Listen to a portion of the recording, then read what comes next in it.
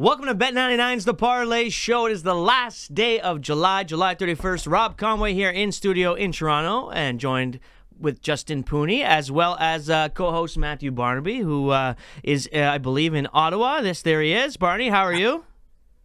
I'm good. That's scary. July 31st. This summer is flying by. I know. It's crazy. It really, when I hear it, it doesn't make sense. So, but a great summer, and yes, here in Ottawa for foreseeable future. It's nice. Nice. We'll be seeing you shortly at the 36 Open in a couple weeks, so that will be a lot of fun in Quebec. Lots happened this weekend in the sporting world, Justin.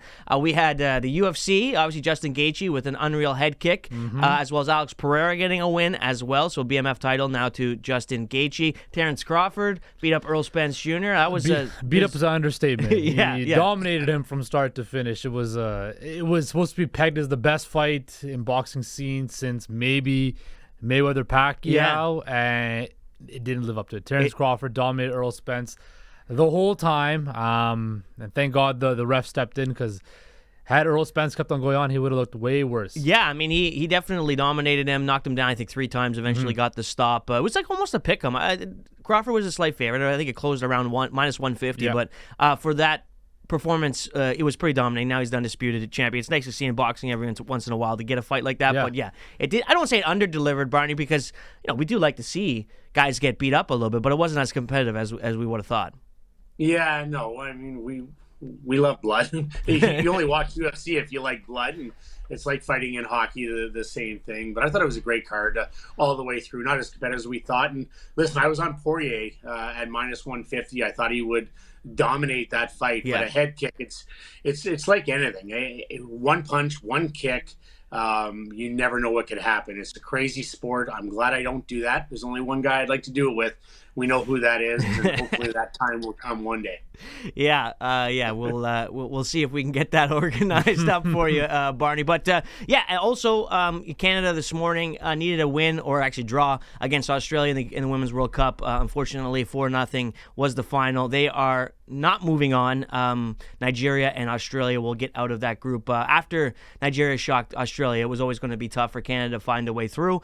Too bad that they weren't able to get onto the knockout stage with all that was going on off the pitch. It was always going to be a difficult situation for them, but nonetheless, they'll move on to bigger and better things, hopefully, and we'll see what Christine St. Clair as well there. But Major League Baseball trade deadline, we got NFL stuff to talk about as well throughout the rest of the show, but let's talk a bit about the trade deadline right off the top. The Jays make a move, add a flamethrower. Guy throws 105.1 as his fastest pitch, averages 101 with his fastball, and gets 102, 103 with movement in Hicks, coming over from St. Louis. First thoughts, this is the type of pitcher you need, Justin. You need a guy that can throw 101. I've been saying this for a long time. Other than Jordan Romano, there wasn't a lot of Nate Pearson too now, but there wasn't a lot of guys coming out of that bullpen that didn't have just fast stuff, and that's what really the bullpens are built on now. And that's what you need, especially come playoff time and come September and October in baseball. You need an arms race in your bullpen. You need to have as many healthy arms as possible. The Jays needed a reliever with Jordan Romano being out with an injury right now, so they go and get Jordan Hicks from the St. Louis Cardinals, a team that is in flux themselves, that look like to be big sellers at the deadline in the Cardinals. But this is exactly what they needed to do. Look, we saw it across the landscape of the entirety of baseball. Now the trades are picking up. The deadline is tomorrow, so we'll see what else the Jays have in store. But this is what they needed. They needed bullpen help. They needed a big arm, and that's what they got.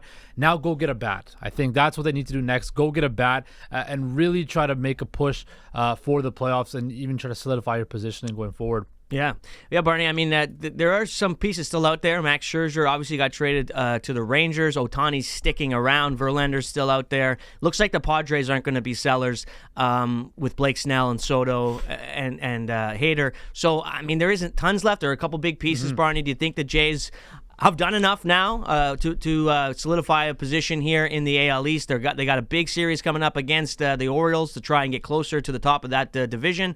What do you think they're going to do before tomorrow's deadline? I just want to echo the sentiments at a bat, and I think they needed some help in the bullpen. And anytime you bring heat in at the end of the game, I think it's that much harder for opposing batters to catch up. Heat at the end of a game is you see how guys drop off in their pitch speeds as they go through a game, and then to bring in the heat late. So as opposed to the Raptors when we talked about their trade deadline, what they did, I think this is a good move. I think this is a good team that could cause a stir if they get in and are a playoff team. This team catches fire. You never know what they could do. So I like the moves that they did, and we'll see what else they do as there's a day left in this. Yeah, we look at the standings right now. As you mentioned, July 31st, calendar turning to August. They're 4 games behind Tampa Bay for the first wild card spot. I don't foresee them catching anybody to win the division. But Boston and the Yankees are 2 and 3.5 games respectively from them for the final wild card spot. So this thing's going to get tight, man, because they're going to make moves. Judge is back now. The Red Sox have been playing well. Then you got the Angels that are loading up as well, trying to go all in for potentially one last push with Ohtani to make the playoffs finally. And then you got the Mariners who have 4.5 games as well, who are playing a lot better. And the Mariners and Boston are playing in a big series in Seattle starting tonight too. So there's going to be a lot of movement going on. So the Jays need to be aggressive and need to make one more move, I think. Yeah. I agree. I think there is one more move to be made. We'll see what that is. I still think Baltimore needs to go out and get Justin Verlander. That team is unbelievable, but they're young. Their pitching's not great, but they have an opportunity here to win this division and maybe make a run. And if you can do that early on in a window like they are, because they have a window for a long time now, I mean, this is a no-brainer to me. If they can get, I know he's got another year left, but maybe, look, Steve Cohen doesn't care about cash. No. Just tell him to eat a bunch of the money and go get a guy like Justin Verlander to shore up that rotation. I think he'll be rejuvenated coming over to a young team like that. And we'll see how it all unfolds. But we got 24 hours to go here in the MLB trade deadline. But we're going to talk some NFL when we come back. It's the Bet99's The Parleh Show. Rob Conway, Justin Pooney, and Matthew Barnaby.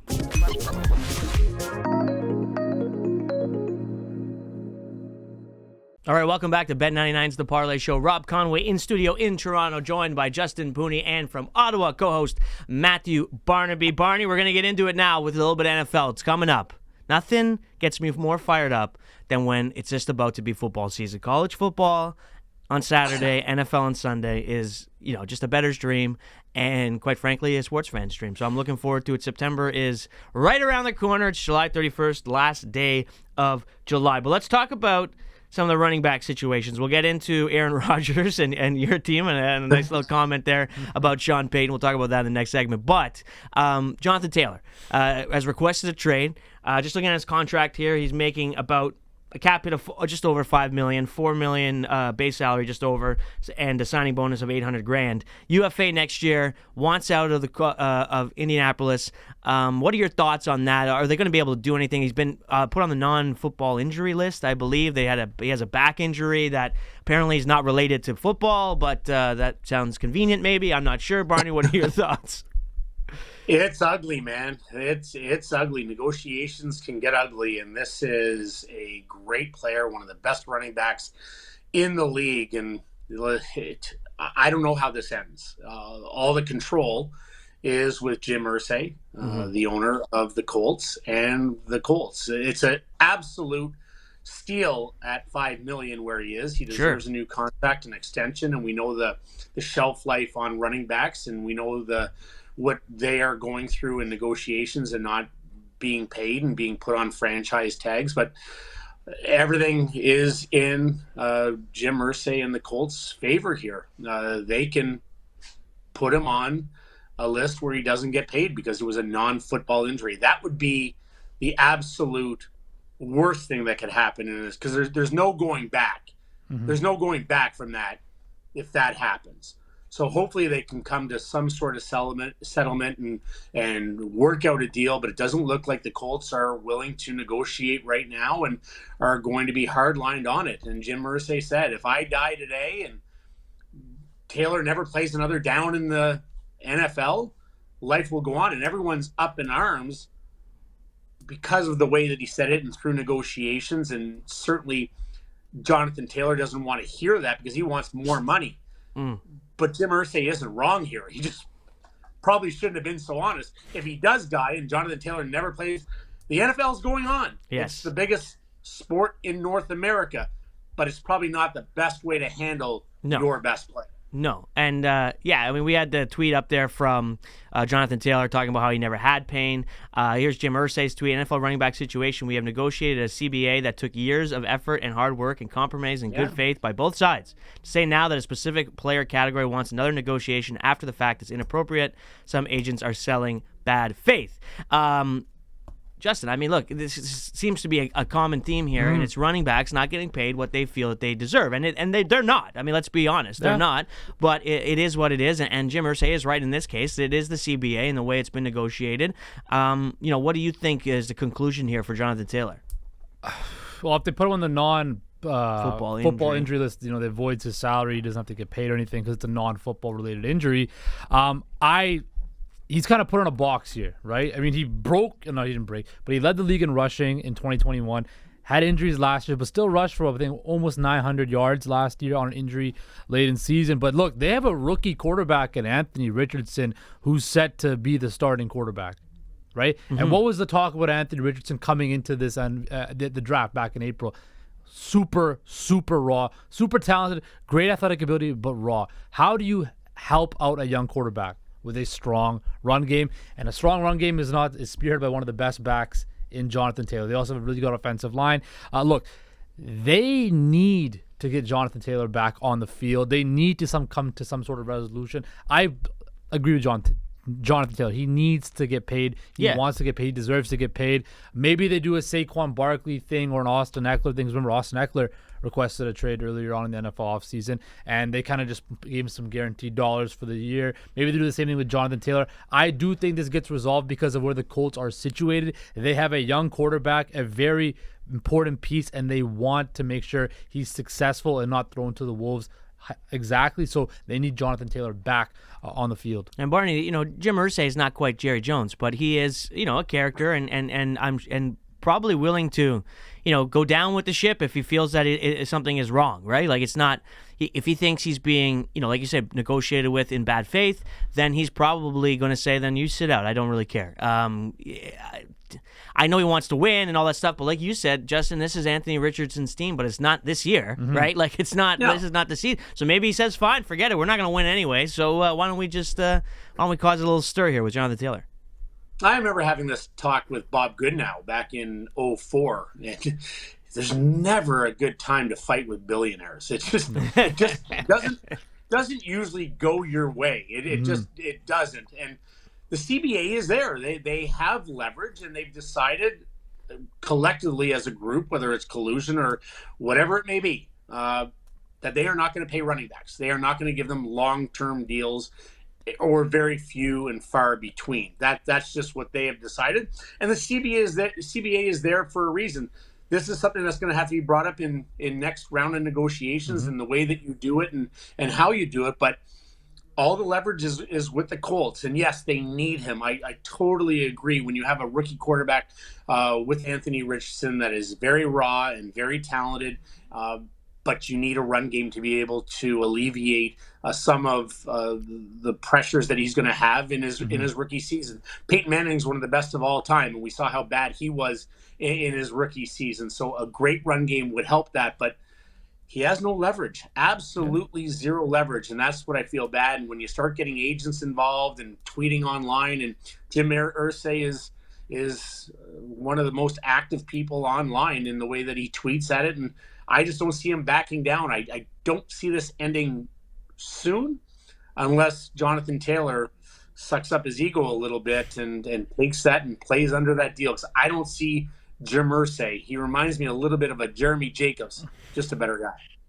Well, you look at what Jim Irsay's done in the past. He released Peyton Manning. Yeah. Right? They've released Peyton Manning. They let Andrew Luck just get beat up for years, right? And to the point where he had to finally just say, I'm done. I'm going to retire. Yeah. Right? Like, the Colts have a track record of this, of not taking care of their big name players. But if you're Jonathan Taylor, you look at the situation that you're in, right? You want to get paid. Well, what's the best way to get paid? You got to go out there every Sunday and ball out, right? That's the only way. I understand completely. And he's in a tough situation because had he been up for a contract a year sooner after he led the league in rushing, I'm sure the Colts would have backed up the truck for him. But because he's coming off injury, because, you know, the running back market has been so depleted and so it's shrinked up so fast, right? He's in a tough spot. And the only way he's going to make that money back is if he gets on the field and he has to play on Sunday. That's the unfortunate reality of it is he's got to play. Yeah. Because if he wants to get paid.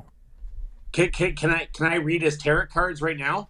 Yes. Yeah. If I was a median right now, if I was there, he's going to play this year, make us $5 million, and they're going to tag him the year after. That's how this is going. Yeah, exactly. That's how this is going to play out. Yeah, and the thing about it, we have 90 seconds here, but is he hasn't made any money. Like this contract this year, he's going to get $5 million. That's more than he's made in his entire career.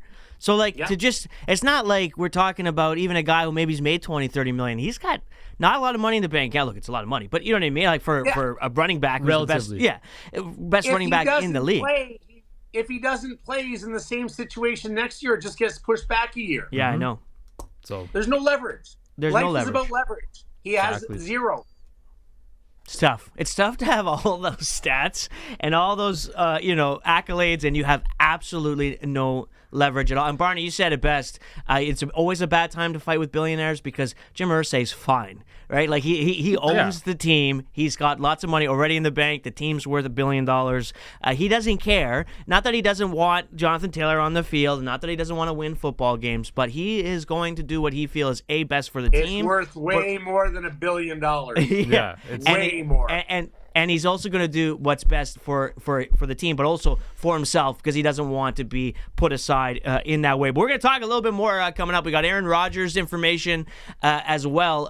It is interesting what he decided to say. He quoted a one Will Smith in his comments as well. Though we got other running back talk to talk about because we have Ezekiel Elliott and we have Dalvin Cook as well visiting with the Jets and Patriots. So we will see how that's all going to shake out. Plus we have Sean McCormick. He's going to join us after the next break to talk about the Blue Jays and a little bit more about the MLB trade deadline. But for now, it'll be myself, Justin, and Barney back after this.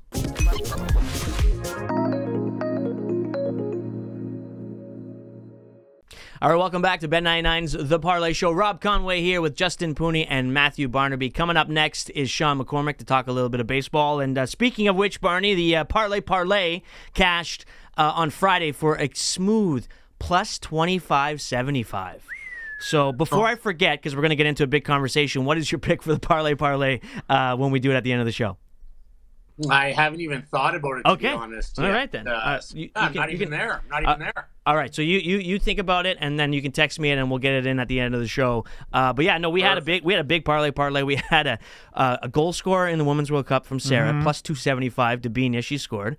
I took the under in that Jays game with Gosman pitching, and then we also had plus money. Was that 4-1 that game? That was 4-1. That was a 4-1, the 4-1 game, yeah. And then James Sharman took a Canadian Premier League soccer match. They won 3-0 at plus 130. There you go. And then Albert Vartanian, who wanted to get Shohei Ohtani bases, which he would have cashed immediately. We couldn't have it on the same parlay to have the bases and the under, so he picked something else and it won too. I forget what it was. But yeah, plus 2,575. So we got 25 free parlays to ride now. Because there you go. we're up 2,500, 250 units or whatever. 25 minutes, whatever we're up. All right, let's get into a little bit more NFL talk, Barney. We'll start with Aaron Rodgers. I think we have the clip here. Ellie, if you don't mind playing it, we'll listen to Aaron Rodgers here and then we'll start talking about it. Yeah, I love Nathaniel Hackett, and those comments were very surprising. For a coach to do that to another coach. My love for Hack goes deep. You know, we had some great years together in Green Bay, kept in touch. Love him and his family. He's an incredible family man, incredible dad. And on the field, you know, he's arguably my favorite coach I've ever had in the NFL. Just his approach to it, how he makes it fun, how he cares about the guys, just how he goes about his business with respect, with leadership, with honesty, with integrity. And it made me feel bad that someone who's accomplished a lot in the league is that insecure that they have to take another man down to set themselves up for some sort of easy fall if it doesn't go well for that team this year. I thought it was way out of line, inappropriate, and I think he needs to keep my coach's names out of his mouth. Okay.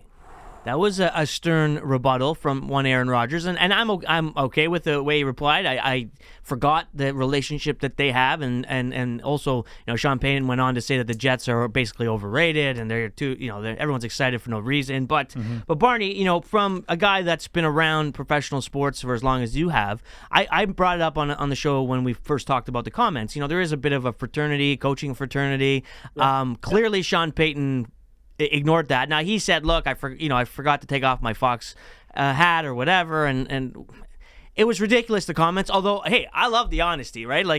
Dude, if that's how you feel, say it. I don't care. But it was a bit inappropriate to be saying that about a current head coach. Well, no, he's not head coach now, but current coach that's still in the league when you're also a coach in the league. It's just not right. Yeah. It's not right, and you're putting a focus. I know what he's trying to do. He's trying to take the focus away from Russell Wilson, who was awful last year, and blame it on someone else and give them a fresh start. But it's not something you do. And if you do it, listen, that's something that I would say about a coach or a player, because I'm completely transparent. I'm very honest. There's guys that I've liked and guys that I haven't liked. Lindy Ruff I didn't like, and I've never made quarrels about how I felt about him as a coach. I've gotten to like him a lot better after I've retired, and we've kind of mended our fences. But if you're gonna say something about someone, man, be a man. Stick to your guns. Say, listen, everything I've heard, everything I've seen on tape, this is the way that I feel. He wasn't a good coach. Don't backtrack. Don't say I was wearing my Fox hat. Bullshit. You're a coward in the way that you just don't like the backlash that you got, and that's the way that you anticipated. On that, is there anyone that's transformed themselves more than Aaron Rodgers in how people felt about him 6 months ago, a year ago? Anyone but Green Bay? Everyone hated this guy and thought he was just a weirdo. Now, he still might be a weirdo, but this guy is transformed, especially Jets fans, the way that his leadership, and I can't wait for Hard Knocks. It's coming out August 8th. Everything this guy's doing, from taking a pay cut to talking to young kids to the rookies on the team. And I saw a clip today, him after practice or after their first session, just saying, listen, once you go in for lunch, sit down with a different person, sit down with different groups, so you're just not always with the same clique every single day. Get to know everyone on the team. So I don't think anyone's transformed themselves more than Aaron Rodgers, and I absolutely love that he stuck up for his coach in Hackett, who he absolutely loved in Green Bay and had a great relationship. And he went on further to say probably his favorite coach that he's ever had. Yeah. It reminds me a little reminiscent of when I had Ted Nolan, a guy that I absolutely love. I would have, defended him to the end of the world for this guy. So screw Sean Payton. Absolutely love Aaron Rodgers, and let's go. Barney hit the nail on the head. I think the biggest thing from the whole Jets Broncos rivalry that's brewing right now is the fact that Aaron Rodgers has really changed his image, right? The last couple of years it's been all about, is he in, is he out? He's not really showing up at Green Bay OTAs. He's selfish. He wants to be the highest paid quarterback. He's not taking less money so Green Bay can build a better team around him. All of that stuff. But since he's come to New York, he's been hanging out with Sauce Gardner. We've seen, he's built a great relationship with the younger players. He's been present at every single off-season program now. He's in training camp, standing up for Nathaniel Hackett. And look, I think Sean Payton knows what he's doing. He's been around the block for a very long time. He said that exactly the reason why, as Matthew Barnaby said so astutely, was he's taking Russell Wilson off the hook. Russell Wilson was horrible last year. After he requested a trade out of Seattle, he wanted the biggest contract in NFL history, and it fell flat in the Denver Broncos' face. Now, Sean Payton comes in, has to clean up everything. Now, for Nathaniel Hackett last year, first-time head coach, right? Sometimes guys just aren't built to be head coaches because, as we know in the NFL, head coaching is more of a CEO-like position. You're not going to really be doing a whole lot of X's and O's. That's more for the coordinators. You're more so managing egos and managing a roster of 53 men and making sure everybody's bought into the same message, right? So Sean Payton comes in. He understands that they're stuck with Russell Wilson. I bet you if you put Sean Payton on a lie detector test and if he wanted to have Russell Wilson as his quarterback, he probably would say no after what he saw last year. But the Denver Broncos and the New York Jets rivalry in Week 5, that game is going to be very, very interesting, and I cannot wait to see what happens. The handshakes at the end of the game are going to be very, very interesting as well. Isn't it great, Barney, that like a random Week 5 Jets-Broncos game, and now the NFL is just unreal. Like now it's just a massive game. Like, you know what I mean? Like it just always seems to be a narrative that sets up every single week. It's why it's the most popular sport right now in North America. Oh, I can't wait. Listen, I love it every Sunday. Anytime the Jets are playing, I'm all in. But Week 5 is going to be unbelievable, and even better, you have them going 0-4 going into Week 5. So hopefully we can be 1-4 after Week 5. That would be a nice turn of events for that team. Yeah, for sure, definitely. Justin and I were saying, I think we went 0-6 actually. We went 0-6. But I think realistically though, like I think the Jets will win this game against the Broncos. Oh yeah. The Broncos are not good. They're not. There's some bad karma around Sean Payton right now, and I feel like this is not the best. If I'm the Denver Broncos and I'm their ownership, I really want to have a quiet offseason, a quiet training camp. You had made a whole lot of noise for all the wrong reasons last year. Just stay low, lay low. Don't say anything. Don't do anything out of the norm. Just focus on yourself. Yeah. And Sean Payton didn't do that, and now there's a whole bunch of attention on this Denver Broncos team. And if they get off to a slow start once again this season, the pressure on this franchise, because these guys, new owners, the Walmart kingpins, they talk about money, not wanting to fight with billionaires. They will write a check, no problem. A Sean Payton contract is nothing to them. Right? Yeah. They will buy off a Russell Wilson contract too. They have that much money. They don't have to worry about it. The Denver Broncos right now, in my personal opinion, are the team under the most amount of pressure this season to perform well after what they did last year. Yeah. It's so funny too. Like, besides the New York Jets. Like it's so funny too. Like how, listen.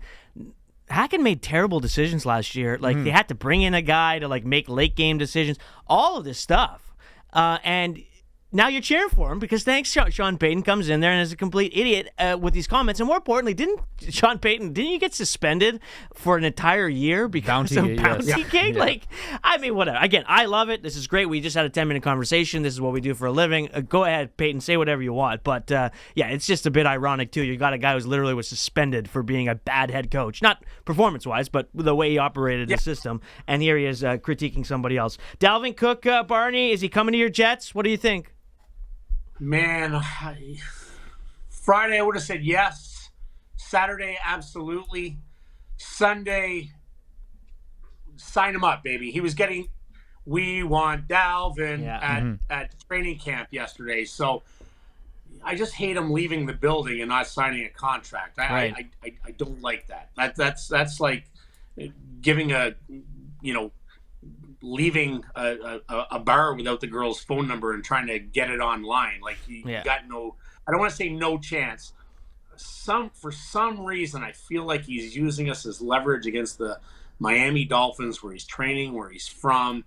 I hope not, because if we get Dalvin Cook, watch out. That backfield with Breece Hall, unbelievable. I think Justin agrees with you about those agree. Dolphins. I think he's from Florida. He's from South Florida. He said last week that Miami is the top of his list, right? Now, he met with Woody Johnson, saw the coaches, Aaron Rodgers, and, the Jets now have money to spend after Aaron Rodgers' pay cut. Yeah. But maybe he just wants to play in Miami, a more run-oriented system, right? Mike McDaniel. I don't feel, I don't feel as good this morning. Yeah, exactly. Had he, this past weekend, the Jets should have locked him in the room, locked him in the complex without letting him leave without a deal. It's a good point. Now you left the door open for him to go to visit Miami or go visit somewhere else and potentially sign somewhere else. So it's in flux right now, but I still think the Jets are in the pole position. Yeah, lots of questions with running backs. Ezekiel Elliott as well visiting with the Patriots. All right, Barney, we got to take off here for the break, but thank you very much for joining us. We will see you later this week. I'm golfing. It is my birthday today, Barney, by the way, and I'm going to be golfing at Markland Woods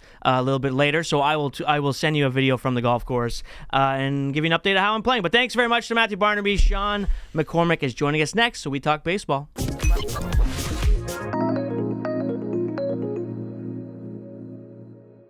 All right, welcome back to Bet99's The Parleh Show. Rob Conway, Justin Pooney. Thanks to Matthew Barnaby. And now joining us to talk a little MLB, a little Jays, a little trade deadline. It is one Sean McCormick. Sean, how are you, my man? I am fantastic. Last time I saw you, you had some fast... fantastic. It was the enthusiasm, Sean. It's Monday. Last time I saw you, you had fast glasses on and you were running around Toronto Festival of Beer. I was having a good time at the Festival of Beer, you know, checking out the Bet99 tent, throwing some baskets around and having a good time. It was Ice Cube was solid, Big Boy was solid. It was just a great time at the Bet 99. Very hot though. It was very, very warm. hot. I wore black skinny jeans because that's what you do when it's 45 degrees So out. I wore like a tan colored shirt, and then within like 5 minutes of being there, I was like, oh, pit stains, not good. I saw the content though. It looked all right. You didn't look too sweaty. I just try to keep my arms nice and tight like that, so you don't have to see any of the pit stains or anything like that. But yeah, it was a good time. I enjoyed it. A lot of good refreshments that were flowing on Friday. The hot dogs were good. Expensive, but good. And it was a good time. How much were the dogs? $10. $10. Yeah. It's more expensive than Jay's game. Yeah. Speaking of which, Jay's made a big move. They did. They got. I really like this play. Now listen, he's going to pitch, 1 inning a game. Right now, probably replace Romano maybe in the closer position till he gets back. But what I love about it is he throws 102. And I've been saying this all year. They don't have enough flamethrowers at the back of the bullpen where you don't have to rely on you're getting good movement, are you throwing a tight breaking ball? No, it's just hit it if you can. And he's got unbelievable movement on his sinker at 102. I think it's a great pickup for the Jays. I think that's probably the best reliever on the market, and they got him. And I've heard that they gave up a steep price. I'm not going to pretend I know the top 30 prospects in the system, but if I didn't see names like Orelvis Martinez and Barger amongst others, I didn't think it was that big a deal. Yeah, no, I think. And Tiedemann, I forgot Tiedemann. Yeah, especially for what the club's trying to do, right? You're trying to win a World Series. You're trying to win it this year. I know they don't have a deep prospect pedigree right now in the minors, but giving up what they gave up, I think, is fine for the return you're getting for somebody that can be a real game changer, a real addition to the bullpen that. Like you said, throws 100, 102, 104. I've seen him throw 105.1 is his most. That's ridiculous, but okay. So, I mean, somebody that can throw that kind of heat, and like you said, with the movement on the sinker, throws a sweeper also 22% of the time. Somebody who will just come in, and he closed out games for the Cardinals this year. I think he has 8 saves on the year. So, I think it's a positive move. And again, this bullpen just gets stronger, and you can kind of now relieve some of the arms that have been pitching a lot of innings. You've got a lot of relievers that have pitched about. We've seen that bullpen break down just a little bit as of late too. Yeah. I mean, you've seen issues with Swanson. You've seen issues with Jimmy Garcia. Romano now dealing with back tightness or back inflammation. I think he'll be okay long term. So I don't know if this is really like a replacement move. I think they were probably planning on doing this anyways if they could. It just maybe made it a bit more urgent. Yeah. I think it's a solid move for the Jays, who again, Chad Green is on his way up. This bullpen's only going to get nastier and nastier as the season goes on. I think it was Barry Bonds who said it doesn't matter if they throw 120 if it doesn't move, right? And like. That's what's amazing. This sweeper has I think a whiff rate. I heard like 59% whiff rate. So if they swing, they're missing 59% of the time. That's huge, man. Like that's what the Jays don't have in the bullpen. I think they have good pitchers, but guys like Meza and Richards and everything, they have to figure out a way to get guys out. And Jordan Hicks doesn't have to do that. No, like you said, he's got the gas that he can, hit top 105 is the top he's ever hit. And they're also now going to move to a 6-man rotation now with Hyun-Jin Ryu. Potentially, right, with him coming back. So they're going to have depth with arms now, and I think that's a really big key for the Toronto Blue Jays. A team that, look, the offense really hasn't been there, but the pitching has kind of been their strong suit, I think you could say. I think so. It's been kind of like their bread and butter, which is kind of weird to talk about the Toronto Blue Jays and pitching being their strong suit because the last, however many years, it's always been offense. Yeah. Sean, do you think moving forward that they need to make one more move? Because we talked off the top of the show that they need to make one more move, and I think a bat needs to be brought in by tomorrow's deadline. Yeah, I don't think the Blue Jays are done. I mean, no? I don't have any sources within the team or anything like that, but it's just unfortunate that the Angels went out and got C.J. Cron and Randall Grichuk. I think those were 2 bats that the Jays were probably looking at, guys that can hit the ball out of the park, guys that hit from that side of the plate. So that's what I think the Jays were looking for. There's still a few bats out there that the Jays can acquire. Nelson Cruz, but you're going towards lower-ended guys, more aged guys. There are still there's a couple names floating out there like a Paul DeYoung. The Jays need to do something to get Kevin Biggio and Santiago Espinal out of the everyday lineup. Their second base position is struggling right now, so you'd want to move Merrifield either acquire a middle infielder like a Tim Anderson or a Paul DeJong, put them at second base, or you acquire an outfielder and then move Merrifield back to second base, because I think that, to me, is their most urgent priority. Do they have the assets to get a guy like Tim Anderson, a guy who's one of the premier players in baseball? We talked about that last week, right? Yeah. He's struggling so much. He is struggling, right? He only has 1 home run on the year. Yeah. So he's ready for he's due. the old due theory, yeah. No, I mean he could be due. I mean Jose Abreu was like that, and he busted out. He had no home runs for like the first half of the season. Now he's got 10 or something. And Tim Anderson's been dealing with a lot of injuries this year. I don't know what the exact plan is. I mean, he's got a raw skill set, somebody that had a lot of pedigree, has had successful seasons in the majors, having a really down year. So, yeah, again, you can acquire somebody. You could even move, again, somebody like a Kevin Biggio or a Santiago Espinal, somebody that can play these multiple positions as well. Platoon player type of thing. Platoon players, better against lefties. Well, sorry, Espinal's better against lefty, Biggio better against righties. But somebody that can, utility guy that can play a lot of positions will be helpful to a lot of clubs. Right. And then, they still have some pieces in the minors, like Rob mentioned. I wouldn't want to move them.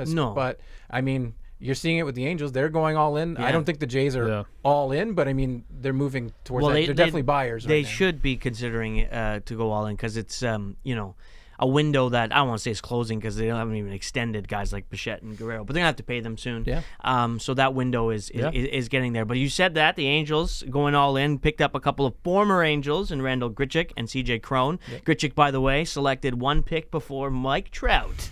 They had back-to-back picks. Yeah. One worked out a little bit better than the other. And a former Blue Jay as well. Randall Grichuk was good for the Jays. I mean, he seemed to get really cold at times. But anyway, we don't need to get into the Randall Grichuk conversation. But it is interesting to see them bring 2 guys back. And like you said, going all in. Obviously, Ohtani off the market. They added Giolito as well. But the biggest name to go over the weekend, guys, was Max Scherzer, obviously. Moving to Texas for Ronald Acuna Jr.'s brother. I think that's about it, right? That was it? And they kept a lot of money, too. Yeah, and that doesn't matter to Steve Cohen. But what are your thoughts on Texas loading up? And also, does anyone know when Jacob deGrom is supposed to be back? I don't think he's coming back this year. Oh, he's not? Yeah, okay, so this is a big deal. Going back to the Scherzer thing, it was funny because, like, the day previous, he was talking about the trade they made with the Robertson, selling him off, and then he made his comments or his feelings known publicly. The next day he's traded to Texas.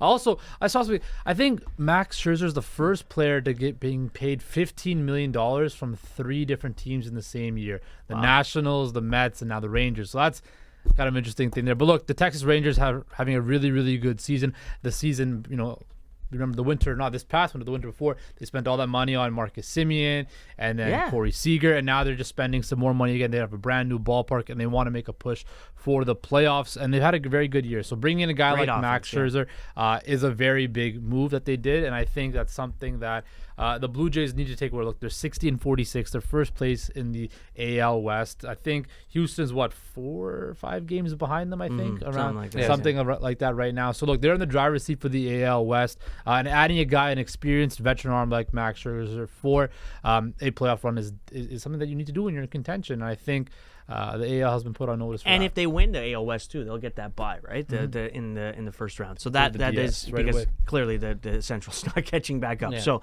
that'll be interesting there. Any news on Jake DeGrom? Yeah, I did read. Yeah, he's eyeing a return to come back late August. Okay, but again, it's Tommy John. I don't know if he'll be able to provide impactful innings if he does make a return. It's one of those things where you could start throwing again and suffer a setback. It's just it seems too soon for me. But I mean, hey, DeGrom's been through a lot of injuries before. He seems to know what his body's capable of. If I'm the Rangers, though, depending on your position, obviously you're one of the front runners to win your division and make a deep run, especially now that you've added Scherzer. Yeah. You might want to risk his short-term health in order to. But I mean, like we just signed a long-term deal. But maybe he comes back in and throws, at the back of the bullpen in some high leverage spots. Texas is 1 game up on the Astros for the division. The Astros are 4 games up on the wild card position. So look, they're in a very, very tight race for the AL West. Now let's see what Houston does. Will Houston make a move to counter that? We'll see what happens, but. It's definitely going to be exciting going forward now once the deadline passes. Blue Jays, big games coming up. They're up against Baltimore tonight. Yep. Chris Bassett on the mound, and it should be look, they're the favorites, which I'm surprised. not like surprised that the favorites. They're at home, but I mean they're a decent favorite at -140 right now at Bet99. Considering how good Baltimore's playing, I think they should go out and get Justin Verlander. I think this team has a chance to go deep into the playoffs, but they're young and their pitching's not fantastic. It's been good, but it's, who are you throwing out in game one? Kyle Gibson, Wells, Kramer. It would be no. They just sent down Wells actually. Did they? Yeah. Yeah. Yeah, like just today though. So yeah. Yeah, the name's escaping me right now. He's been their best pitcher. It doesn't matter, but yeah, you're absolutely right that their pitching is where they're struggling. Grayson Rodriguez is also Rodriguez. He's not the guy I'm thinking of. No, either. he's not, but he's also in that that's going to rotation. bother me for a while, but that's all right. No, I agree with you. I would. It's not my parlay pick, but I actually think that the Orioles win this game tonight too. Bassett struggling-ish lately, giving up a few runs in his last few starts. And he gave up 8 the last time he played Baltimore in just 3 innings of work. So he struggled against Baltimore, but as Albert will tell you that his home road splits are a bit better. He's a bit better on at home than he is on the road. So we'll see. It should be a tight game and a hugely important week for the Jays. 4 against the Orioles, 3 against the Red Sox. The Orioles just taking 2 or 3 from the Yankees over the weekend. And they are second in the majors, which is crazy. Bradish. Kyle Bradish. Yeah, Kyle yeah. Bradish. We got it. Nah. But yeah, you mentioned, Sean, like they're playing against the American League East this entire week. Yeah, no, it's a big They week. need to have a winning record, 4-3, 5-2. You need to have a big week, especially with the deadline, the moves they've made. You need to build some momentum going into August and September. The division is kind of out of the question right now, but I think if you can move up even more to get a home playoff date in the wild card round or something like that, that can be an option. I just want to see this team start stringing together wins and play more consistent baseball going past the trade deadline now. Consistency is the problem for me. I've been saying it for a few weeks now. Just whenever the bullpen struggles, the offense isn't there to pick them up. Whenever the offense, Exactly. you know what I mean, it goes, the starting pitching isn't there. So there's always one part of the Blue Jays lineup that doesn't seem to be connected, and the team as a whole. I mean, I'm not complaining. They're 7th best team in the majors right now. It just.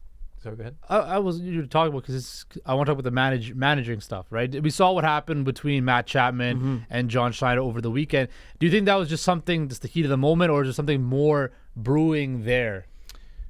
I think a little bit of both. I'm sure he's been frustrated with some of the decisions, but I think that's something that would happen all the time. Like, sure, you don't have to go over and swear at your coach, but basically, like, what are we doing? It's Shohei Ohtani. Do we not know how good this guy is? Like, let's Just like showing up his manager in the dugout when the cameras are on and stuff like that. Yeah, to me, it's just like things like that happen, and I think it's just that the cameras caught it. Otherwise, it would have been a non-issue. I think that similar to what you guys were talking about with Barney, like. If you say something, just own up to it and don't walk. You don't always have to walk back everything you say. Yeah, I mean, sometimes you need to say an apology and you say things in the heat of the moment that you don't mean. But I mean, Sean Payton totally meant what he said, and Matt Chapman totally meant what he said. You don't need to walk it back. And Matt Chapman said, "Look, it comes from a good place. I probably could have handled it a little bit better, but he's just upset, and that's fine. That's what you want from you. Want the passion from your players. You don't want the guys like, oh, okay, another home run for Ohtani. Who cares? Like, I want him to get fired up, get out there. He hits a home run as well. No, it's good stuff. But what we got to take a quick break here. We'll be back with the Parleh coming up after this.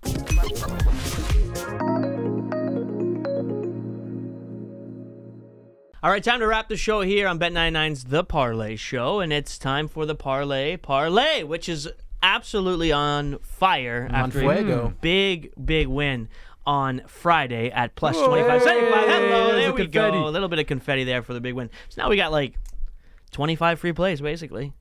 Yeah, that's how I look at it. Yeah, right? And we never have to win again. Basically not. Good. Basically not. But I'm looking forward to this one because, I mean, look, that was an aggressive play that we had for the Parleh, including an anytime goal scorer in the Women's World Cup, but that was Cash City. Thank you to Sarah Pararia.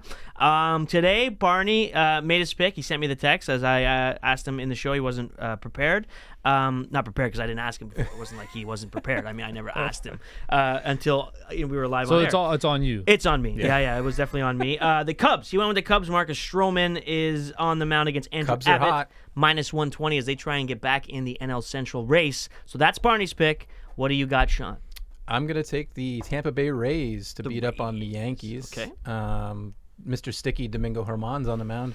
Your Giving boy. up 11 runs in his last 12 innings. Striking out a lot of batters, but it's more of a play against the Didn't he Yankees get a offense. no-no, didn't he? Yeah, like a long time ago, when he was Mr. Sticky. Oh, Now okay. he's not allowed to be Mr. Right. Sticky anymore. The Right. umps are on to him. And Glasnow's been solid for the Rays, going at least 6 innings his last 3 starts and winning 2 of those starts. So. Minus 140. Although I'm not the Rays, since Albert's predicted their downfall a little bit, they haven't looked He's as been- great. he was But bang on. I'll take the Rays to beat the Yankees tonight. I'm going to go with the Seattle Mariners minus 130 tonight at home against the Boston Red Sox. Look, the Mariners are in a position right now where they're 4.5 games back of the wild card spot.